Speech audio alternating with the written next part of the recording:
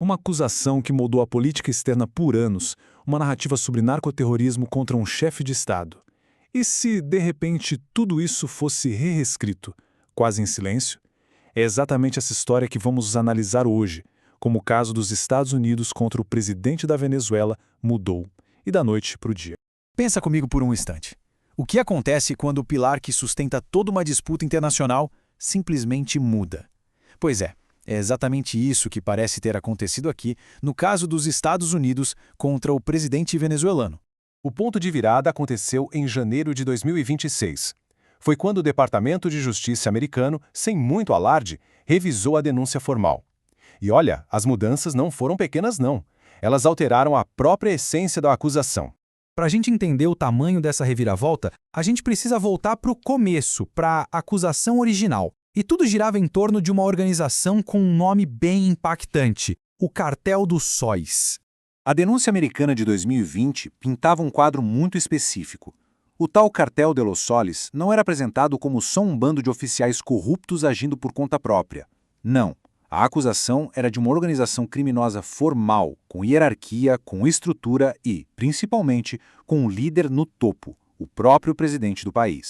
E as acusações eram pesadíssimas. A denúncia dizia que esse cartel estava armando guerrilhas, que queria inundar os Estados Unidos com drogas, e talvez o mais grave de tudo, que estava usando o narcotráfico como uma arma geopolítica contra os Estados Unidos. E o que começou no papel, no tribunal, muito rápido virou política de Estado. A denúncia de março de 2020 foi só o pontapé inicial. Poucos meses depois, o Tesouro e o Departamento de Estado usaram exatamente essa base para classificar oficialmente o cartel como uma organização terrorista. Isso abriu a porta para ações bem mais duras. Mas olha que interessante, enquanto essa narrativa oficial ganhava cada vez mais força em Washington, os especialistas que estudam o crime organizado na América Latina há décadas já contavam uma história bem diferente. Desde o comecinho, muitos desses especialistas torceram o nariz. Eles diziam que essa ideia de um cartel superformal, com uma hierarquia bem definida, simplesmente não batia com a realidade do crime na Venezuela, que é muito mais fragmentada, muito mais descentralizada. E a origem do termo já diz muita coisa. Ele não veio de nenhuma agência de inteligência, não. Foi a imprensa venezuelana que criou lá nos anos 90 como uma gíria, um jeito de falar sobre rede de corrupção dentro do governo e não sobre um cartel de drogas estruturado como os de Medellín ou Cali. E aí vem o ponto crucial. Se esse era, supostamente, um dos maiores cartéis do mundo operando na Venezuela, por que as maiores agências antidrogas do planeta pareciam nem saber que ele existia? Olha só, nem a DEA, que é a Agência Antidrogas dos próprios Estados Unidos em seus relatórios anuais, nem o Escritório das Nações Unidas sobre Drogas e Crime, ninguém mencionava o Cartel de los Soles. O nome simplesmente não aparece. Esse silêncio é ensurdecedor, né? E todo esse ceticismo dos especialistas nos leva de volta para aquele momento em janeiro de 2026. Um momento em que o Departamento de Justiça americano, na prática, reescreveu a sua própria história. A mudança na linguagem é gritante. A acusação deixa de ser sobre uma ação direta, como liderar ou administrar um cartel, e passa a ser sobre algo muito mais difuso, mais amplo, participar e proteger uma cultura de corrupção. A ideia dele ser o chefão de uma organização específica simplesmente some do texto. A nova descrição oficial, aliás, usa uma linguagem muito mais parecida com a dos especialistas.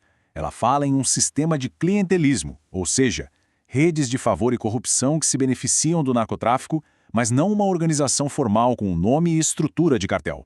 Para a gente ter uma ideia do tamanho dessa mudança em números, na denúncia original de 2020, o nome Cartel de los Soles era a peça central da história, mencionado 32 vezes. E na versão revisada, esse número despencou para apenas 2 menções, e de forma secundária. De 32 para 2. Isso não é uma pequena correção, né? É uma demolição da narrativa original. E é aqui que a história fica ainda mais complexa. Porque enquanto os advogados do governo estavam mudando a realidade jurídica nos papéis, os políticos pareciam não ter recebido o aviso. Então, só para deixar bem claro, legalmente, perante um tribunal, a tese de que Maduro lidera uma organização chamada Cartel de los Soles foi basicamente abandonada pelo próprio governo dos Estados Unidos. Mas o mais impressionante é o que aconteceu em seguida. Apenas um dia depois da denúncia ser alterada, O senador Marco Rubio, uma figura central na política dos Estados Unidos para a Venezuela, foi à TV e repetiu a narrativa antiga, palavra por palavra, chamando Maduro de líder desse cartel. É isso, de um lado a realidade jurídica, do outro a retórica política, coexistindo. Então, no fim das contas, qual o resultado de tudo isso? O que a gente deve tirar dessa história de narrativas que mudam e dessa dissonância tão grande entre a lei e a política? O essencial é o seguinte: a justificativa legal para a política externa americana mudou drasticamente. A designação de terrorismo para o cartel ficou meio que pendurada no ar, já que a base dela foi desfeita. E talvez o mais preocupante, ficou claro que existe um abismo enorme entre o que o governo argumenta em um tribunal e o que ele diz ao público para justificar suas ações. E isso tudo deixa a gente com uma pergunta final para refletir. Quando as palavras usadas para criar leis e as palavras usadas para fazer política se separam de um jeito tão claro, em qual delas a gente deve confiar para entender o que realmente está acontecendo?